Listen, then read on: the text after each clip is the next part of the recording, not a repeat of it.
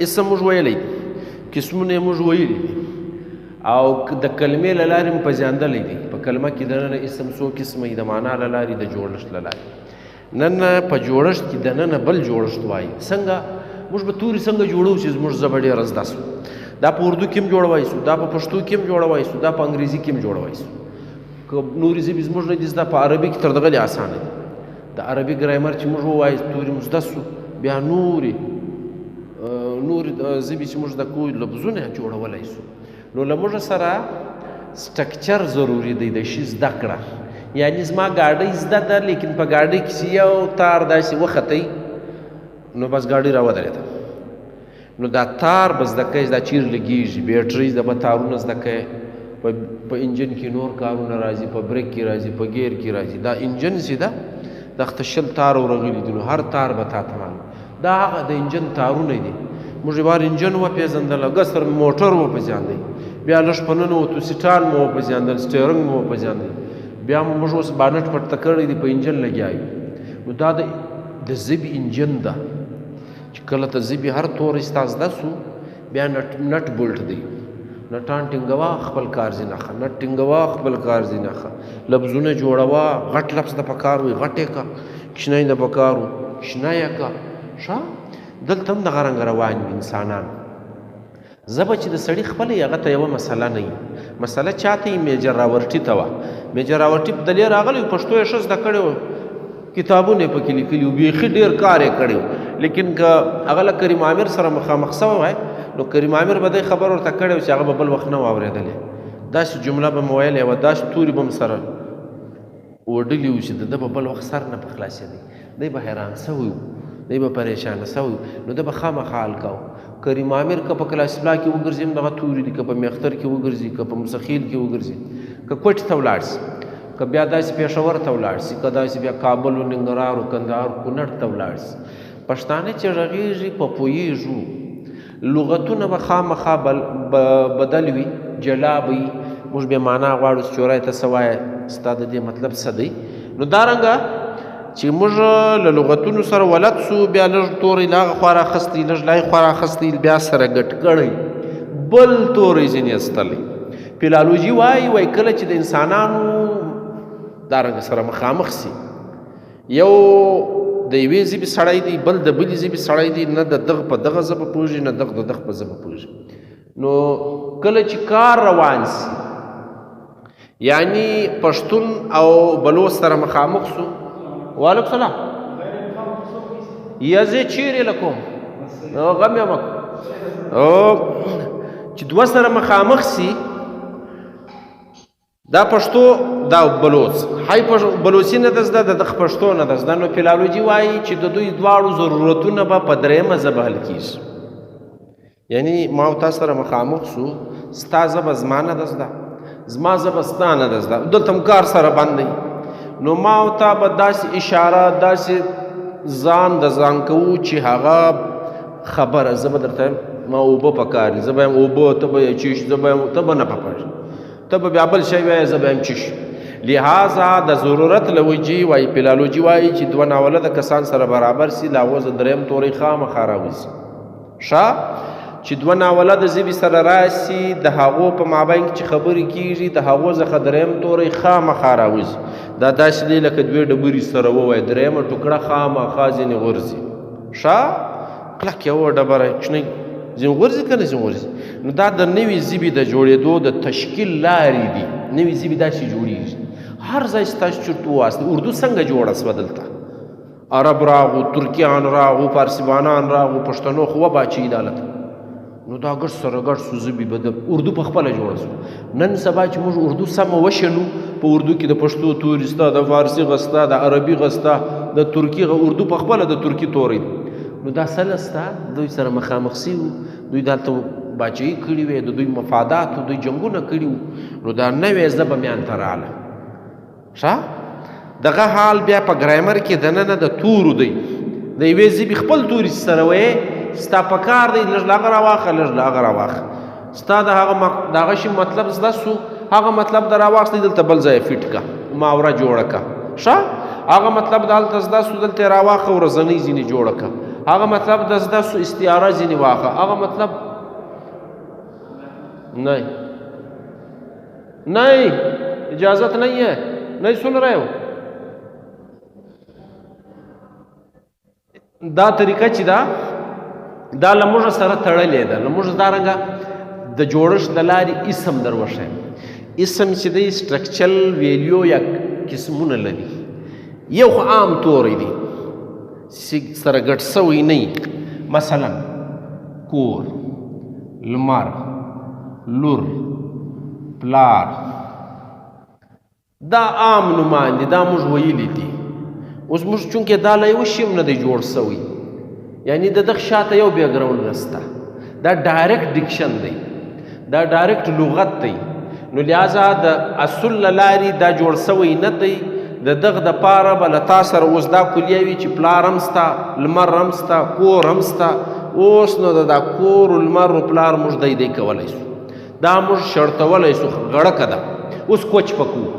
کوچ بسنګ پکو مرکب کو به مرکب معنا دو شان سره ګډول دو شان سره ګټ کې هر شی سی هغه مرکب سی جوړ سی نو دای راولاړږي کله نوم او نوم سره ګډي دو نومان کله نوم او صفت سره ګډي څنګه کور جمع سپیره نو صفت ته به واړو یې به پګړو سپیره خو په پځنی صفت ایڈجکټیو دی ښا سپیره دی پلانای په خارو سپیره دی په رنگ سپیره دی په عمل سپیره دی نو دا یو موږ نون راواخستی بل مو ایڈجکټیو راواخستی سپیره مو راواخستی کور سپیره موږ چشته وای تاوانونه پیښی دغه ځدی کنه پلانای له یو کور سپیره دی مې درغواړم یعنی کورونه سپیره کی دا موږ له چی شي جوړ کی له دوه تور زم جوړ کی دا په خپل دا سټرکچر بیا څنګه سو کور سپیره دا له موږ سره رالی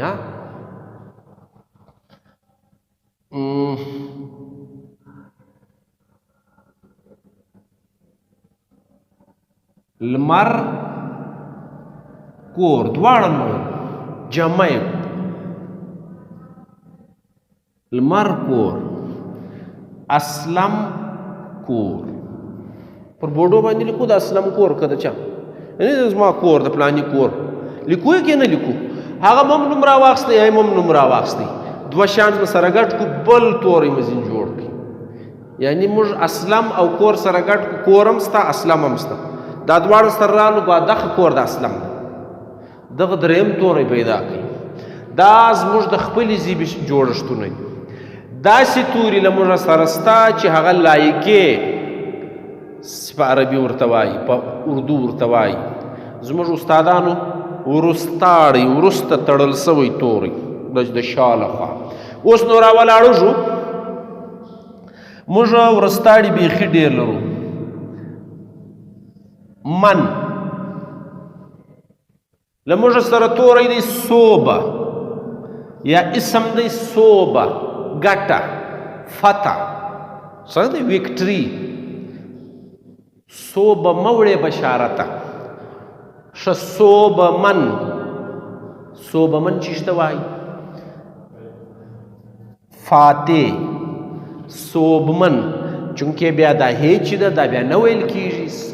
انسانان په صوت کې هغه خبرې چې دی کوي هغه توري بیا دی نه ادا کوي ضرورت یې هم نسته نو دی وایي واولان بیا نسته له واول ورته وایي دا زموږ د پښتو واولونه دي نو واولونه په انګریزي کې هم له مخه وځي په اردو کې هم وځي چې ډېر سټرس باندې راځي هغه تورې ډبل وایو لکه په انګریزي کې چې وي ځینې توري ډبل راځي هغه وجه دا چې نیم اخواته پاتې نیم اخواته پاتې په عربي کې هم دغسې دي ځینې توري مشدد راځي شد پر راځي هغه ډبل ډبل ویل کېږي محمد څه معنا مهم کې هم راغلی مد کې هم راغلی دوه ځای شو نو هغه بیا چې دوی سره ګډ کړي دا خو دوه میمه دي نو دوی څه چمپرو کې شد پر واچي نو د دوی کار ځي موږ صوبمن نه وایو صوبمن عام وایو ښه بیا دغه تورې ښځه ځینې جوړو دا خو مذکر دی صوبمنه یعنی موږ خپل کار ځینې خو موږ سره سټرکچر سته ښه اوس نو من لایکه که ته چیرې ژبه زړه ثابته یې دغه یې لاره ده دا نن چې زه در ښیم ته به داسې کوې د زړو ژبو توري به راخې ښه دی داسې به کوې والا توری په نورو ژبو کې شته که نه شته یعنې کور والا یو کور دی یو والا ده لایکه ماینه ته وایي که نه وایي زموږ خلک کور والا چا ته وایي ښځه کومه ښځه د واده ښځه ماینه عورته ښه زموږ خلک کور والا چیش ته وایي ښځې ته وایي خپل واده ته وایي نو دا چیش دا د لایکې او د نامه په سبب هغه کور مې راواخیستی دلته بل کار ځې واخیسته اوس موږ کور والا مذکر استعمالو دا ښځه دا زموږ خپله لهجه ده اوس میجر راورټي وایي دا خو کور والی ده اوریجنل ګریمر کور والا غلط دی صحیح دی موږ به کور والا نه ورته وایو بلکې کور والی به ورته وایو لیکن چونکې عام دی نو فلالوجي وایي چې عام سو توری تی نسې ریجکټولی بیا صحیح دی که هغه تلفظ هر رنګه و هغه په اصول کې بیا خراب نه دی پروا نه کوي عوام دې له اصوله چپ وایي نو دا کله کله به تاسو په اردو کې وایستی یا په نورو کتابو کې وایستی چې فلا لفظ غلط العام ہو گیا ہے غلط العام دا معنا ټول بازار چې دی کشمینر ورته وایي یو ته پکې ولوېدی چې بابا دا توری کشمینر نه دی کمیشنر دی نو دا ټول بازار به لرګیان چې در واخلي تا به وټکوي نو ته به څه چم کوې ته به ورته ته ټیک یاست په بازار کې داسې سړی نسته چې کمیشنر وایي دی ګډ کشمینر دی بیا به ته څه کوې نو ته خو ځان په وځلې ځان په ټکوې یا فلالوجي وایي ته هم ورسره ومنه ستا خپل شی صحیح دی ته صحیح وایې لیکن ګډای ډېر دی زبه په دوی جوړه ده بیخي ډېر دي دوی زبه وایي نو له ژبې زه تاوان نه کېږي بس صحیح دي غلط العام نوم پر کښېږده چې نوم خو ستا خو غلط ویل کېږي نو له موږ سره بیا دا توري موږ په خپله استعمالولی سو ښه دا خو د وروستاړي په سبب اوس نو موږ په دنیا کې خپله ژبه زړه ثابتوو فرض یې کم له موږ سره ین او رنګ موږ دغه ته چیش وایو رنگین دا ین توری څه دی ین دا من توری څه دی دا په زړو ژبو په اوستا کې هم ستا نو اوستا زموږ څېړونکي وایي چې زموږ د ژبې زوړ شکل دی د پښتنو پخوا ګ سره و دغه ژبه لیاله د هغې ژبې ډېر توري پښتو ته راغل نو هغه به یې ته بې ثابتوې څنګه نو لارې د نن ورځې ده نن چې موږ کوم شی وایو ته به زه به داسې ګورې چې ماما له تا سره کم توری دی نو هغه وایي له ما سره جرمنیان المانیان څه ورته وایي جر سو داسې جر وایي که نه وایي نو من په ګډ کې کس د پښتو توری جرمن معنا لږ غږ کوونکی لږ آواز کوونکی اوس اخوا ته بیا دوی چی ورته وایي نه یم په خبر لیکن شاته چې ولاړ سو په جرمنیانو کې اوستا کې لیا په آرینو کې دا توری موجود دی نو دوی وایي ژبه پخه څنګه ثابتېږي ژبه چې زاړه توري اوس ته ولري نو دا یې د ګریمر سټرکچر دی له موږ سره اوس هم سته موږ ین خوړ خو به پزه نه وي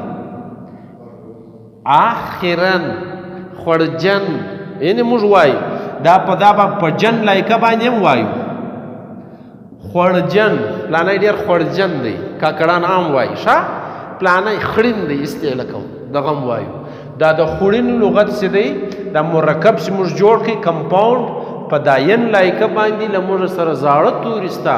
نو دنیا بیا اوس دا خبره در سره مني چې ستا د ژبې سټرکچر چې دا ته څرنګه روان یې په لایکو سابقو یا د ګرامر د جوړښت له بلې لارې چې ژبه او تور یې هغه رنګه ثابتېږي بیا له تا سره یوه مسله نه ده بیا ځکه خلک وایي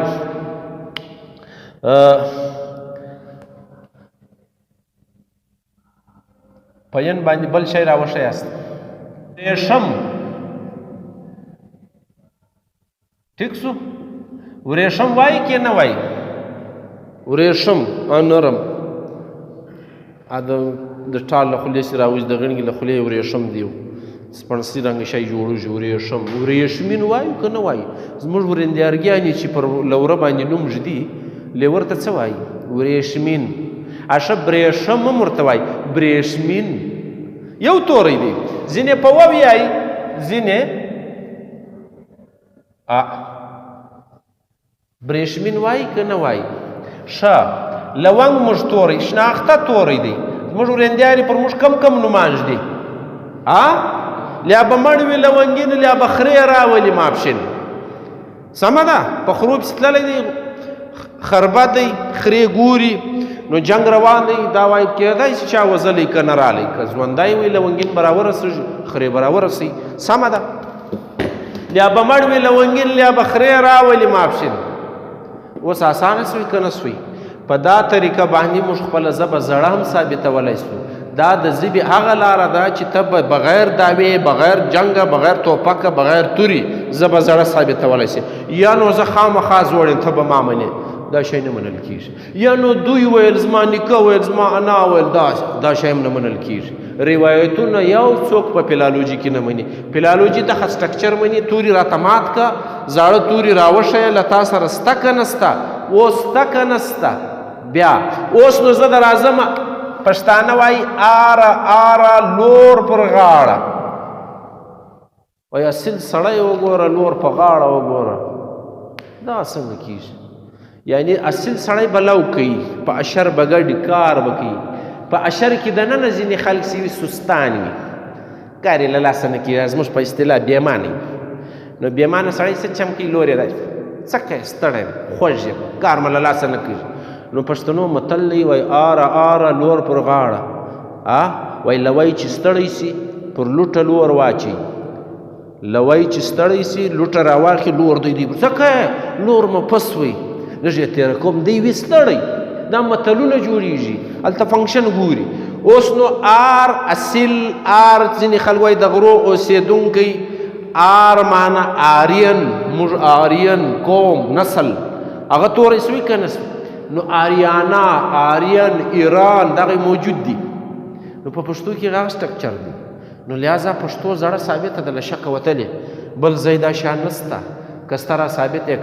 که نسته زه یې در ثابتوم ښه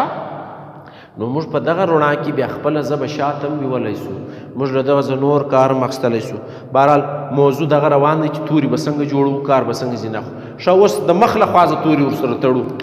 په نا باندې نا موږ د انکار په معنا اخلو ناواړ وړ معنا برابر واړ موږ وایو ښه یو واڼ دی د کټ واڼ رسۍ ښه نو کله چې موږ کټ اڼو نو واڼې راوړی دي له واڼ ځه واڼل کږ واړل اڼل سوی نو اڼل نو مچن هم اڼل کېږي پخوا چې به مچن په لاس ګرځوله غنم به ایستل نو دا هم اڼل کېدله چرخېدله نو اوس ناوړ دغه رنګه دی که نه دی دا اوس شیطان ته موږ وایو شیطان هغه چې ناواړی یعنی بار چا کار لري خلق تنګوي نو موږ څه وایي ناواړه دی نو دا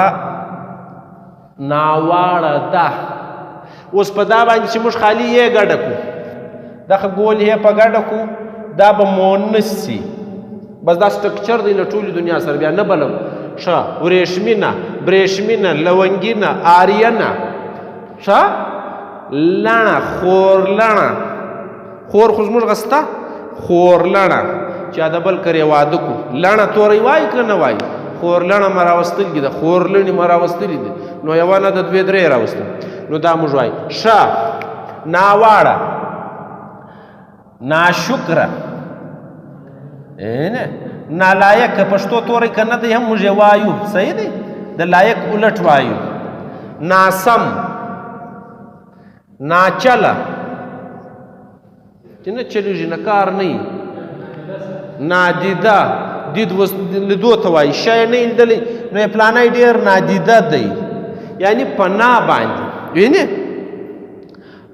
تاسې لږ دغه لږ زه صفا کړئ دغه ټیبل صفا کړئ خالي دغه اخوا ته مه ځئ تصویر یې واخلئ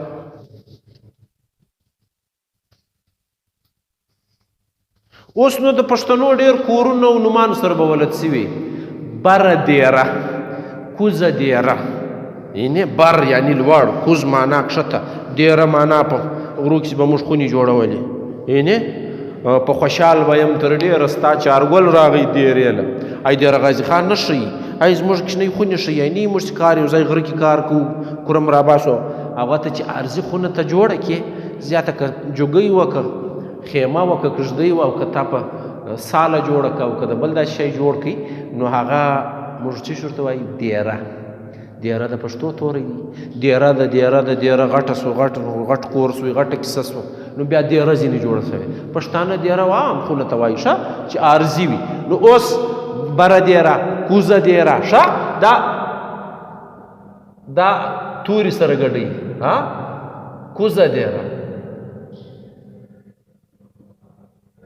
توره ګډوه ګډوه اوس پزنې که نه پزنې سپینه هیلۍ ښه موږ وایو وند دا چونکې موږ دغه وایو یو شاید بل زده کوي وند مړ وند لاس وند لاسوندی لاسوندي مې په دسمال تړلي دي نه اوس خو اسانه سو که غړوند غړوندی په غاړه کې سلوږي اول چې ورکو نو غاړه ده وندی د غاړې بندېدو دپاره غړوندی موږ عام وایي که نه وایي اوس اسانه سو که نه سو دارنګه موږ نومان صفتونه سره ګډوی سو نوم ګډوی سو له هغه څخه بیا دریم توری ایستلی سو دا به زموږ د جوړښت له لارې مرکب نوماني ښه بیا مرکب نومان کشني کولی سو موږ یې د پلاني شي دی سر سوی سر و آواز ته وایي که نه وایي د غږ دپاره آواز ښه چې لږ یې کشنایي کو کای یا گای په ګډ موږ څه یایو سرکه یې دی سرګه یې دی وایو که نه وایو نو د پلاني د هوا دی لږ سرکه یې دی د دې دا مطلب دی چې ډېر نه دی غټ تر سر غټ شنی دی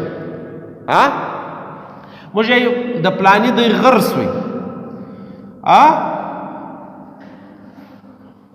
اوس غرکه یې دی انګریز یې جوړ کړی دی غرکه یې جوړ کړی دی ښه بیا یې لږ غټ کو دغه توری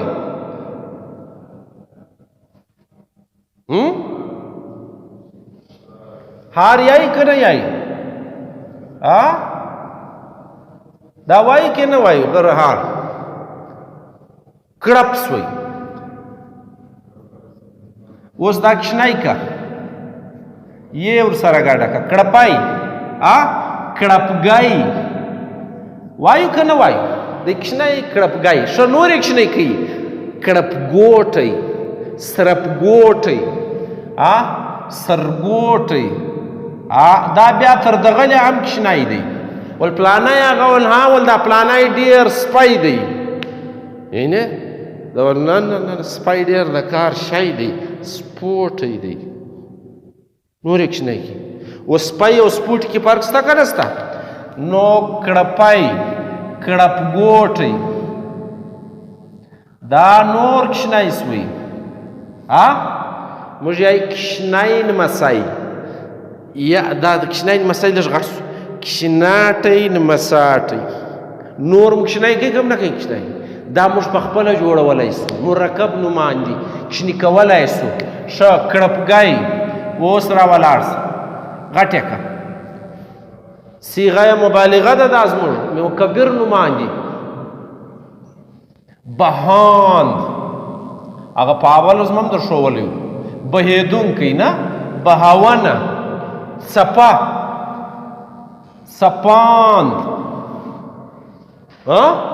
په عربي کې وایي بحر دریاب بهار لوی دریاب د الله تعالی نوم دی غفار ډېر مهربانه قهار ډېر قهر لرونکی یعنې هغه نومان رالو د الله تعالی صفتونه دي نو دلته له موږ سره د دغه سټرکچر دپاره یو نه دوه نه درې لارې دي ډېر لوی ډېر غټ یعنې دارنګه له موږ سره توري په خپله یې غټولی سو په خپله یې کشنې کولی سو کور دا خو اسم دی له کوره سره کای واچوه ښه ګای واچوه بیټ نیکه وایي ووړ کورګی دی ووړ بورجل دی کورګی کښنی کور ووړ کور هلته ووړ هم ورسره راوړی نور یې کښنی کړی یا بیخي کښنی کور مه دی بیخي کښنی چلان مه دی ژوند مه دی نو دا وګړي ډېر کې خدایه ډېر یې کې لږ یو